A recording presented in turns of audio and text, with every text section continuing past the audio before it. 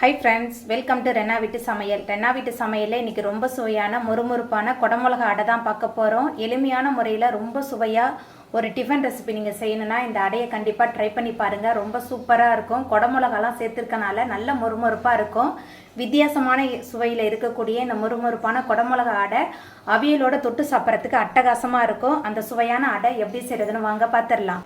முறுமுறுப்பான அடை பண்ண போகிறோம். அதுக்கு முதல்ல 1 டம்ளர் அளவுக்கு இட்லி அரிசி சேர்த்துக்கலாம். இது கூடவே 1/4 டம்ளர் அளவுக்கு துவரம்பருப்பு சேர்த்துக்கலாம். துவரம்பருப்பு 1/4 டம்ளர்னா 1/2 டம்ளர் அளவுக்கு கடலைப்பருப்பு சேர்த்துக்கலாம். கடலைப்பருப்பு அதிகமாக சேர்க்கும் போது அடை நல்ல முறுமுறுப்பாக இருக்கும்.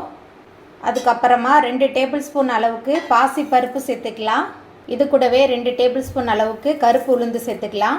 இப்போ அரிசி பருப்பு எல்லாத்தையும் நல்லா அலசி எடுத்துகிட்டு வந்துடலாம். அரிசி பருப்பெல்லாம் நல்லா அலசிட்டு அரிசி பருப்பு மூழ்கிற அளவுக்கு தண்ணி எடுத்துகிட்டு வந்திருக்கேன். அதுக்கப்புறமா காரத்துக்கு தகுந்த மாதிரி காய்ந்த மிளகாய் சேர்த்துக்கோங்க. நான் 10 காய்ந்த மிளகாய் சேர்த்துருக்கேன். இப்போ மூடி போட்டு 2 மணி நேரத்துக்கு நல்லா ஊற வச்சிடலாம். அரிசி பருப்பு எல்லாமே நல்லா ஊறி வரட்டும். அடைக்கி ஊற வச்சு 2 மணி நேரம் ஆயிடுச்சு. அரிசி பருப்பு எல்லாமே நல்லா ஊறி வந்துட்டு இப்போ தண்ணியை வடிச்சிட்டு ஒரு மிக்ஸி ஜாரில் மாற்றிக்கலாம். மிக்ஸி ஜாரில் மாற்றினதுக்கப்புறமா இதில் 1 டேபிள் ஸ்பூன் அளவுக்கு சோம்பு சேர்த்துக்கலாம். இது கூடவே 15 பூண்டு பல் சேர்த்துக்கலாம். இப்போ அரைச்சிட்டு வந்துடலாம். அரைக்கும் போது நல்லா கொரகொரப்பாக அரைச்சி எடுத்துக்கலாம். அடைக்கி மாவு அரைச்சி எடுத்துகிட்டு வந்துட்டேன். இப்போ இதில் கொஞ்சமாக மஞ்சத்தூள் சேர்த்துக்கலாம். பெருங்காயத்தூள் கொஞ்சமாக சேர்த்துக்கலாம். தேவையான அளவுக்கு உப்பு சேர்த்துக்கலாம். அதுக்கப்புறமா பொடியாக நறுக்கின 4 பெரிய வெங்காயம் சேர்த்துக்கலாம். வெங்காயம்லாம் அதிகமாக சேர்க்கும் போது அடை ரொம்ப சுவையாக இருக்கும். உங்கள் சுவைக்கு தகுந்த மாதிரி நீங்கள் சேர்த்துக்கோங்க. அதுக்கப்புறமா 5 குடமிளகா நல்லா பொடியாக நறுக்கி வச்சுருக்கேன். குடமிளகா சேர்த்துக்கலாம். அடையில் குடமிளகா சேர்த்து செய்யும்போது ரொம்ப சுவையாக இருக்கும் அடை. அதுக்கப்புறமா 1 கைப்பிடி நிறைய கொத்தமல்லி சேர்த்துக்கலாம். கொஞ்சமாக கருவேப்பிலை சேர்த்துக்கலாம். வெங்காயம் குடமிளகா எல்லாத்தையும் சேர்த்துட்டு நல்லா கலந்து விட்டுறலாம். அடைக்கு ஊற வச்சு சுடணும்னு கிடையாது.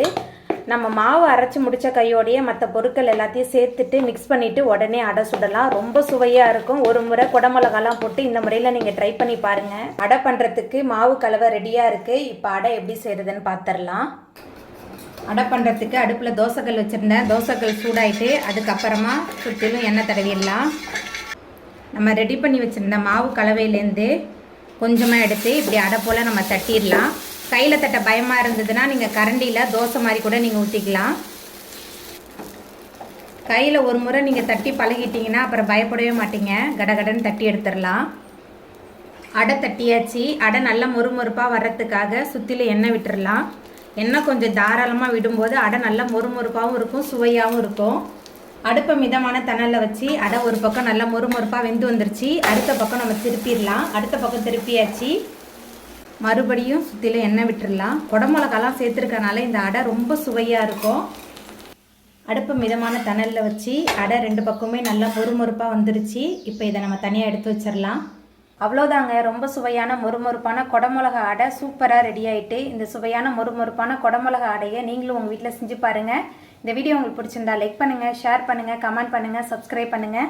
அப்படியே பக்கத்தில் உள்ள பெல் பட்டனையும் கிளிக் பண்ணிடுங்க. நன்றி.